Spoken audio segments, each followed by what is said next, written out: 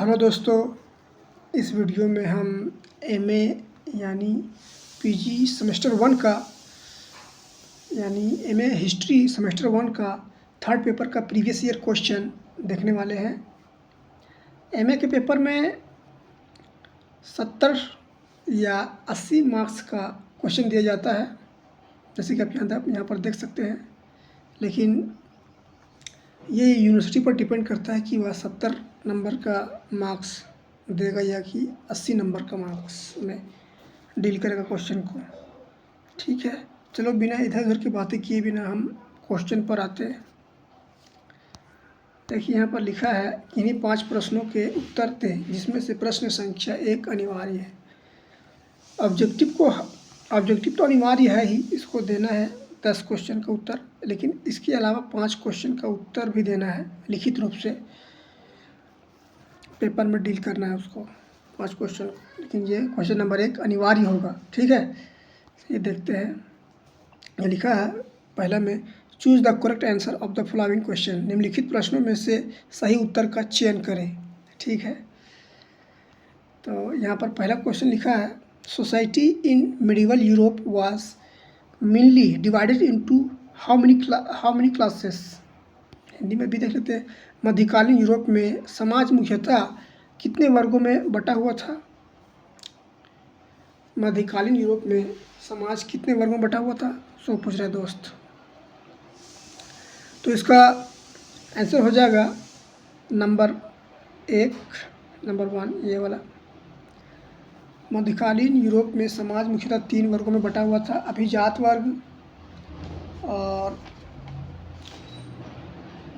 वर्ग, पादरी वर्ग और किसान वर्ग। ठीक है, नेक्स्ट क्वेश्चन देखते हैं। सरलमान का राज्याभिषेक रोम के सम्राट के रूप में कब हुआ? ये दूसरा क्वेश्चन है। चलिए बताइए को दोस्त, कौन सा उत्तर होगा इसका? तो 25 दिसंबर 800 ईस्वी को सरलमान का राज्याभिषेक हुआ। ठीक है, चलिए नेक्स्ट क्वेश्चन देखते हैं। How much of their income did the European give to the church? पूछ रहा है, यूरोपीय जनता को अपने आय का कितना भाग चर्च को देना पड़ता था? 5 देना था, 5 देना पड़ता था, 7वां, तीसरा, 10वां, कितना भाग देना पड़ता था? तो ये आपका उत्तर हो जाएगा पहला, 5वां भाग दे देना पड़ता था चर्च में। नेक्स्ट क्वेश्चन देखते हैं। Which was the dynamic language of the medieval European society? पूछ रहा है, मध्यकालीन यूरोप समाज की जीवंत भाषा कौन सी थी? बताइए दोस्तों। अंग्रेजी थी, फ्रेंच थी, लैटिन थी, जर्मन थी? तो मध्यकालीन यूरोप की जीवंत भाषा ये लैटिन भाषा थी। ठीक है, ऑप्शन नंबर 3 में, ई नंबर में देखिए पूछ रहा है, where can the best example of medieval architecture be seen? मध्यकालीन वास्तुकला के बेहतरीन उदाहरण कहाँ देखे जाते हैं? कैथीड्रल में, महल में, शहरवासियों के घर या फिर यूनिवर्सिटी विश्वविद्यालय में, कहाँ पर देखे जाते हैं? तो इसका आंसर हो जाएगा नंबर 1 कैथीड्रल में। ठीक है दोस्तों, चलो नेक्स्ट क्वेश्चन की ओर बढ़ते हैं। देखिए इस क्वेश्चन में पूछ रहा है, what was the significance of battle of Tours in 732 ईस्वी? है ना, मतलब 732 ईस्वी में टूर्स की लड़ाई का क्या महत्व था? तो इसका ऑप्शन देखते हैं। सरलमान ने कई मुसलमानों को ईसाई धर्म में परिवर्तन कर दिया। चार्ल्स मेल्टन फ्रांस के राजा बन गए। इसने यूरोप में मुस्लिम बढ़त को रोका। मुसलमानों ने यूरोप पर नियंत्रण प्राप्त कर लिया। तो इसका सही उत्तर हो जाएगा 3 नंबर दोस्तों। 3 नंबर, इसने यूरोप में मुस्लिम बढ़त को रोका। तो 1732 में टूर्स की लड़ाई का क्या महत्व रहा? मुसलमानों का जो महत्व था यूरोप में, उसको बढ़ने नहीं दिया टूर्स की लड़ाई में।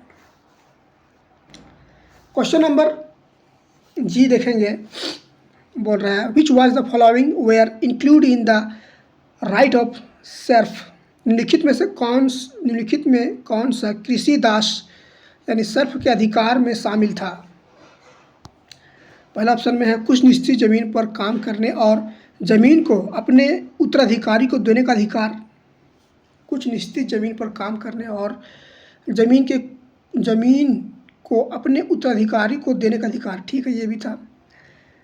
एक जागीरदार से दूसरे जागीरदार में जाने का अधिकार, ये भी सही बात है, सही बोल रहा है।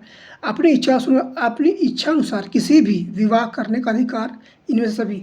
तो इसका ऑप्शन हो जाएगा 4 ऑप्शन, इनमें से सभी, ठीक है दोस्तों। चलिए नेक्स्ट क्वेश्चन देखते हैं। Which towns was the capital of Byzantine empire. कौन सा शहर बैजेटाइन साम्राज्य की राजधानी थी। बताइए दोस्तों। द्राइनोपाल, अंकारा या कंस्टेंटिनोपुल। तो आपका सही उत्तर हो जाएगा, बताइए दोस्तों, कंस्टेंटिनोपुल। ये जो है बाइजार साम्राज्य की राजधानी थी। बाइजेंटाइन साम्राज्य की राजधानी कंस्टेंटिनोपुल थी। Who was the author of Decameron. Who was the author of Decameron. Decameron के लेखक कौन थे, सब पूछ रहा है, ठीक है। तो डेकामेरॉन के लेखक कौन थे, बता दोस्तों। और ये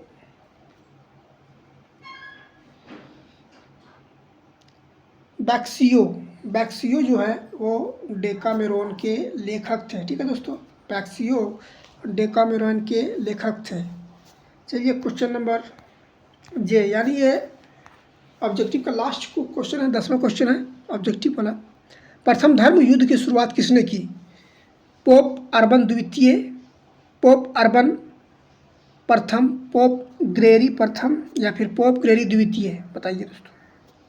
who started the first crust. तो इसका आंसर हो जाएगा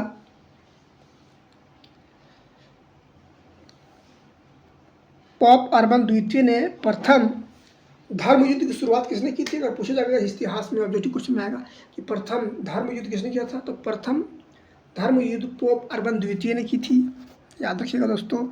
चलिए अब देखते हैं। अब देखिए यहाँ पर दिया है right short notes and any four of the following. यहाँ पर 4 क्वेश्चन दिए हुए हैं, देख लीजिए। यहाँ पर 1 2 3 4 5 6 क्वेश्चन में आपको 3 ठो डील करना है। उसमें 4 नंबर का एक क्वेश्चन है, तो 3 चौके 12।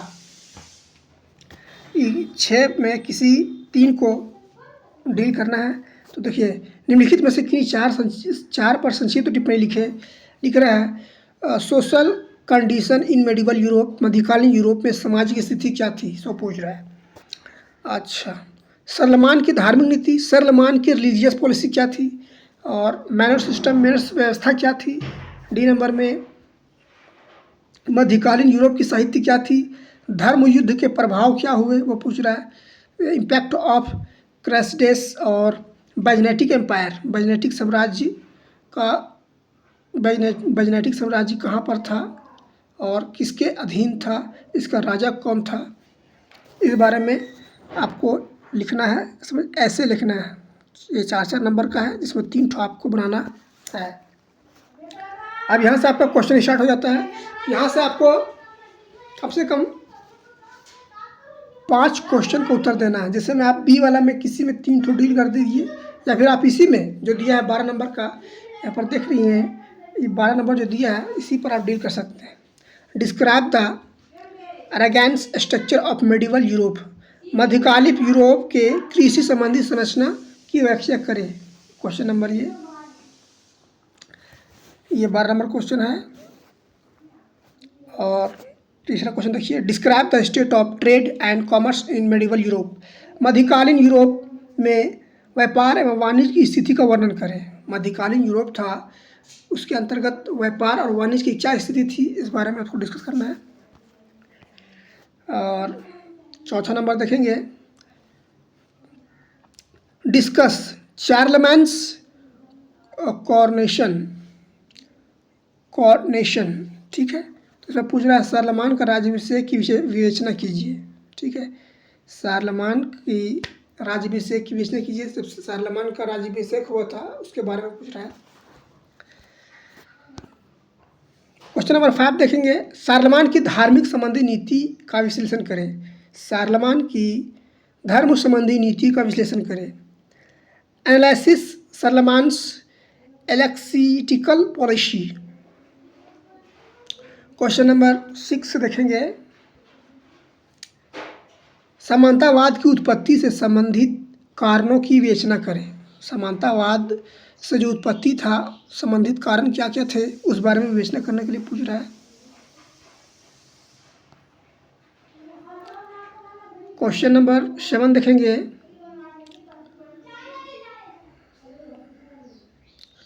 Through light on the cause of decline of feudalism. समानतावाद के पतन के कारणों पर प्रकाश डालिए। समानतावाद की उत्पत्ति तो आगे पूछा था, आप पूछ रहा समानतावाद का पतन कैसे हुआ, इस बारे में डिस्कस कीजिए। क्वेश्चन नंबर 8 देखेंगे, right A essay on universities in medieval Europe. पूछ रहा है यूरोप के मध्यकालीन विश्वविद्यालय पर एक निबंध लिखे। यूरोप के जो मध्यकाल में जो यूरोपीय विश्वविद्यालय बने हैं, कौन सा प्रथम विद्यालय था, कब बना, कहाँ बना, इस बारे में निबंध लिखने बोल रहा है। यूरोप के मध्यकालीन विश्वविद्यालयों पर एक निबंध लिखे। चलिए क्वेश्चन नंबर 9 देखते हैं, throw light on the growth of medieval towns in Europe. Europe के मध्यकालीन नगरों के विकास पर प्रकाश डाले। पूछ रहा है यूरोप के मध्यकालीन नगरों के विकास पर प्रकाश डाले। यूरोप में जो मध्यकालीन में जितने भी नगर विकसित हुए उस पर प्रकाश डालने, यानी उस पर विवेचना करने के लिए बोल रहा है। चलिए क्वेश्चन नंबर आखिरी है, ये 10वां क्वेश्चन नंबर पूछ रहा है, unless the result in investor struggle. पद प्रतिष्ठान संबंध के परिणाम की समीक्षा करें। यह क्वेश्चन देखिए यहाँ पर, पद प्रतिष्ठान संघर्ष के परिणाम की समीक्षा करें। Analysis the result of investiture struggles.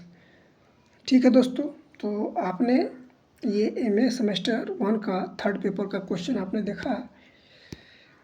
उम्मीद है कि आप लोग बढ़िया इससे तैयारी करके जाएंगे और 70-80 से प्लस नंबर लेकर आएंगे। ठीक है, अगर आपको ये वीडियो अच्छा लगा है तो आप चैनल को सब्सक्राइब कीजिए और अपने दोस्तों के साथ भी इस वीडियो को शेयर कीजिए और वीडियो को लाइक कीजिए।